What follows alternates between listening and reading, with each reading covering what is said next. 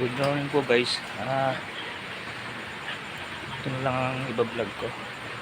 Hindi ko alam na lakas pala ng ulan kaninang mga bandang alas 3. Ang sarap-sarap ng tulog ko. Nagising ang misis ko maaga. Ang aga niya maglikas. Yung puso. Oo, alam mo na asawa ko. Pinapit ko kasi yung tindahan namin. Yan. Ito tindahan ko namin. Naglipas na. Kasi kaya kami binabaha rito. Pinapasok. Hindi naman, actually hindi naman nakakapasok ang tubig dahil pero kami mataas na hamba yung tubig. Muntik-muntik na po pumasok pero nagkatuloy kasi po nanggagaling sa Sibol, sa ilalim, sumisiid sa mga hindi na po namin alam kung saan nahanapin yun, kaya plano sana namin dito kung tambakan na lang o kaya taasan, sasabay-sabay na lang pagka pinagawa. Hanggang dito po, ayan po, nalimas niya na po yan, ganyang gumising yung po siya, nag-display sa tindahan, asawa ko. Kasi ganito magbukas ng ano eh. Ay, sarap ng tulog ko. Ng mga plastic.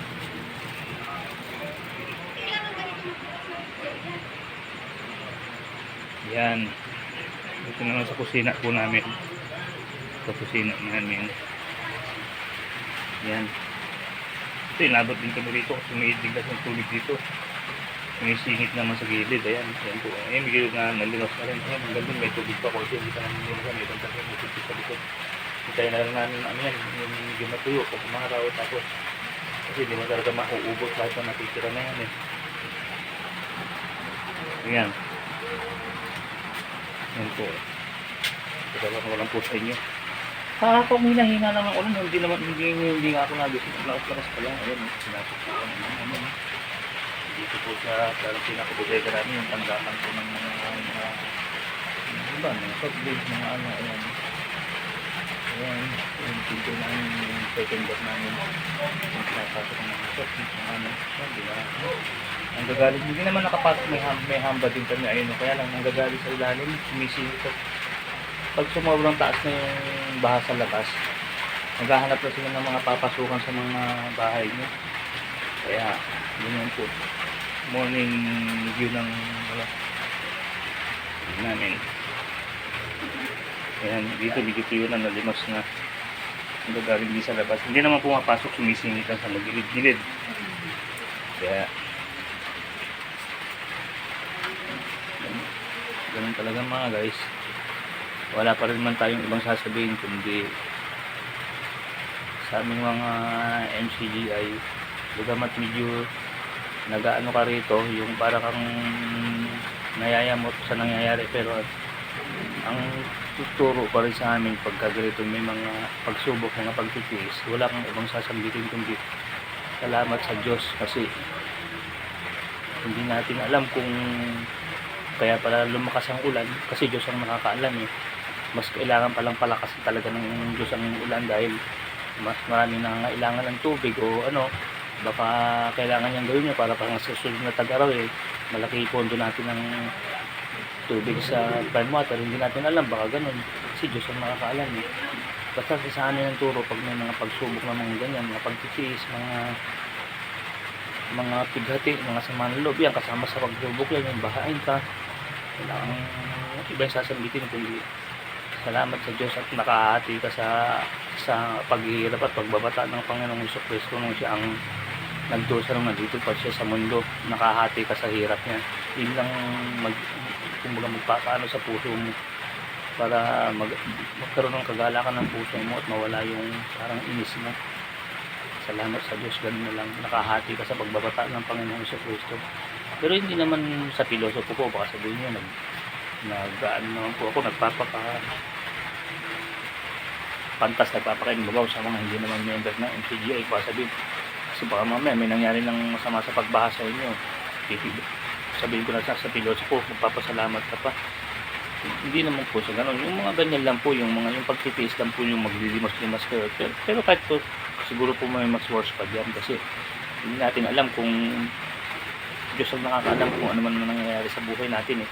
Baka may mas maganda siyang mas malalim ang kaisipan niya sa atin eh. May mas plano pala siya, kaya niya ginawa pinalakas ang ulan. Sa tayong mga tao pwede natin sabihin, di ba naman yan, lakas ng ulan na nakaraang linggo, binaha na kami tapos baha na naman.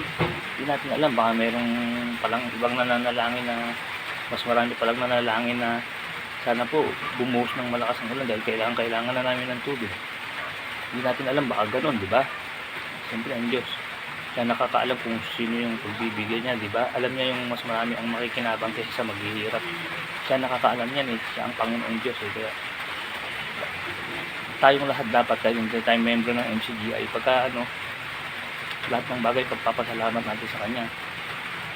Mga pagsubok mong ganito, biyaya man o mga disaster na ganyan, pagpasalamat pa rin natin sa Diyos, kasi kami ganun ang namin, turo sa amin ni Kaeli. Kung ano man ang mangyari sa buhay nyo, wala kayong babanggitin kundi salamat sa Diyos, at naging kahati kami ng Panginoong Jesucristo sa kanyang mga paghihirap ng mga nandito siya sa sanlibutan. Nakahati ka sa hirap niya, at salamat sa Diyos, binigyan niyo po kami ng pagkakataong makapagtiis, kasi lahat ng mga pagtitiis mo naman na yun ang gaganti sa iyo ang Panginoong Jesucristo, kaya ang Panginoong Diyos. Kaya nagkaroon ka ng pagkakataong magantihan ng Panginoong Diyos, kaya wala ang gagawin kundi magpasalamat sa Kanya, di ba? Salamat Ama, binigyan po ako ng pagkakataong makapagtiis at makatanggap ng biyayang ganti mo sa akin, di ba? O ikaw rin ang makikinabang, no? Kasi gagantihin ka ng Panginoong Diyos eh, pagtiis mo sa aming mga MCG, pero sa mga hindi po namin pananampalataya sa ganung bagay, eh bahala na lang po kayo kung paano nyo pong tatanggapin ng disaster, kasi sa amin po yun lang po yung pinapayo namin, ganun kami tumanggap ng disaster eh. Yung pangit o maganda nangyayari sa buhay natin, sa amin ganun kami tumanggap. Salamat po sa Diyos, laging ganun kami, laging salamat sa Diyos. Hindi po kami nagpapaimbabaw na na sabihin banal-banalan basta yun po ang turo sa amin. Eh kung kayo po, kung ano po ang turo sa inyo, di bahala po kayo, senior ko lang po sa inyo. Iba, hindi po namin kapananampalataya, senior ko lang po sa inyo ang kayo sa amin ni Kaeli Soriano nung nabubuhay pa po siya. Ganun. Wala akong ibang sasambitin kundi salamat sa Diyos, at binigyan niyo po ako ng pagkakataong makapagtiis. Kasi pag nagtiis ka, Diyos ang gaganti sa'yo, yun ang turo niya. Kaya ka magpapasalamat kasi binigyan ka niya ng pagkakataong magantihan ka niya. Pagka ginantihan ka ng Panginoon Diyos, siguradong kabutihan eh. Di po ba? Kaya pagpapasalamat mo. Pero bagamat siyempre para kang, hindi naman itong buhay namin. Hindi mo maalis sa sarili mo kasi tao ka lang eh. Pero, ganun lang talaga. Basta lahat ng nangyayari sa buhay natin, pasalamatan na lang natin ng Panginoon. Hindi natin alam kasi mas malalim ang isip niya. Hindi natin alam kung ano yung plano niya, kung ba't niya pinalakas pala ulan kahapon. Kasi lahat naman yan, siya naman ang nagpapahintulot niya. Siya naman ang yung ulan, yung bagyo, lahat siya ang may niyan. Kung hindi niya ito ipahintulot yan, hindi naman mangyayari lahat yan, di ba? Kaya di ba po? Kaya po anong nangyayari sa buhay natin, pahintulot po ng Diyos yan. Kaya ito pasalamat po natin dahil pahintulot niya yan eh. Hindi puro na lang pag maganda nangyayari sa buhay natin, puro maka-Diyos ka, tapos pag pangit na nangyari, puro paninisi na sa ama yung gagawin natin mga ibang mga taga-sanlibutan. Yung ganun, kung ano man ang mangyayari sa natin, kumbaga ipakita pa rin natin ng pananampalataya at pagmamahal natin sa ama na salamat po ama, ganun po. Payo ko lang po yun sa ating lahat kapwa-tao. I-share ko lang po sa inyo yung thoughts namin mga MCGI, ganun po kami. Hanggat maaari po ganun. O sige po, nandito lang tayo mga guys. Kaya po natin maraming salamat sa Diyos. Keep safe, keep healthy, always trust God. Always trust God. Mag-trust tayo, magtiwala tayo sa Panginoon kung naman ang nangyayari sa buhay natin. Ay tulot niya yun dahil sabihin siya nakakaalam kung ba't nangyari yun. Kaya ito ang morning time. Hindi nga ako naka-attend sa pagsamba ngayong umaga ng second batch ng 7:30. Siguro baka mamaya na lang alas 5. Kaya ang panalangin ko naman kanina, nanalangin ako na sana medyo umaraw-araw na para pahintulot ng Panginoon, loob ng Panginoon na maka-attend ako mamaya sa alas 5 na pagsamba namin. Kasi naubos ang oras ng unang pagsamba namin pag Miyerkules kasi 3:30 tapos susunod 7:30 nasakop ng disaster kaya hinahanap ko yung bota ko kanina tsaka hindi ko rin basta maiwan tong ko dahil lahat ng nadaanan ko baha. Sabi ko mamaya na ng alas 5 sana loobin ng ama. O sige po guys, bye bye po, maraming salamat po, thank you very much po, salamat sa Diyos.